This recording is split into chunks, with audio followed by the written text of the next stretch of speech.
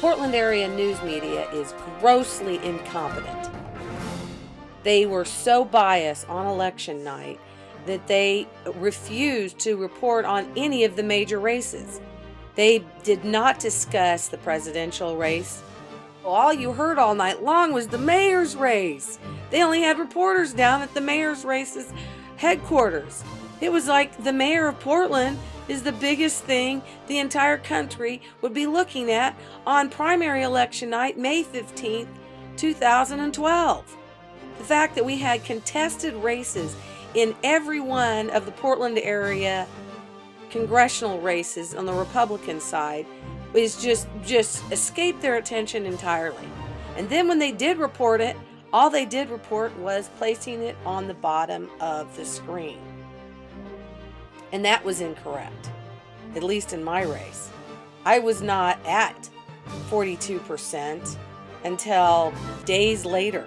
On election night in 2010, we were watching the news results, and they incorrectly reported the results in a congressional race in the 3rd Congressional District, which is downtown Portland, Clackamas County. And they attributed Delia Lopez's total to Jeff Lawrence. They made it look like on all the television stations that we were flipping from channel to channel, they made it look like Earl Blumenauer defeated Jeff Lawrence, the Libertarian candidate, Anglo name, 20% of the vote, that was actually supposed to be attributed to Delia Lopez, the Republican nominee. She's the only one who got close to 20% of the vote, not Jeff Lawrence, who never got out of single digits, yet they put his name on the screen as losing to fellow Anglo Earl Blumenauer. And of course, Delia is an Anglo as well, but her last name, she is married to a man of Mexican descent. But I believe that they were afraid to show the Hispanic community in Portland that their Delia Lopez, the woman with all the signs all over town, that the person that many of these people voted for, actually lost to Earl Blumenauer. They were afraid to alienate the Hispanic community. This is my belief. They were afraid to alienate the Hispanic community against Earl Blumenauer by showing that Earl Blumenauer was the one who defeated Delia Lopez in 2010. In 2011, we had a special election primary. I, Lisa Michaels, defeated my opponent in its 2012 election with 87% if you added the two races together. DeLinda changed her name from Dr. Delgado Morgan to DeLinda Morgan, and she now reaps the benefits of paying $2,500 to Secretary of State Kate Brown to have herself listed in the voters pamphlet. I was told when I filed that, even though I filed a week and a half before the deadline to get your signatures in, that they would not guarantee the signatures at the Secretary of State's office. This is why I refused to pay $2,500 to the Secretary of State's office to get my face and my information into the voters pamphlet. That's, to me, ridiculous amount of money to pay to be in a voters pamphlet that is supposed to help the voters decide on which candidates they want to vote for. So because I wasn't in the voters pamphlet, I'm assuming that's why I did not win the election. But I went from earning 87% to her 13% to earning 42% to her 56%. Just in 6 months. When she changed her name, did no advertising other than palm cards. I did overpass sign waves to about 20,000 people, had signs.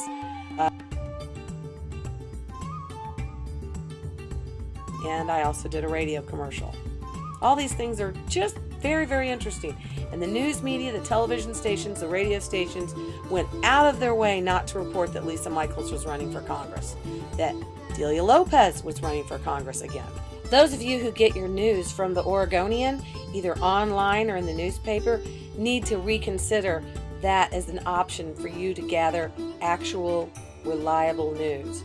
As you can see from this article that was placed on the front page of the Oregonian's paper the day before the election, the primary election here in Oregon, the paper version was correct.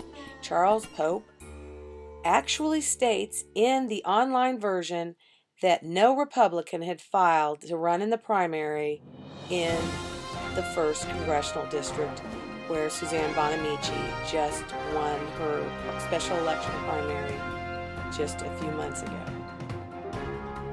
This is ridiculous.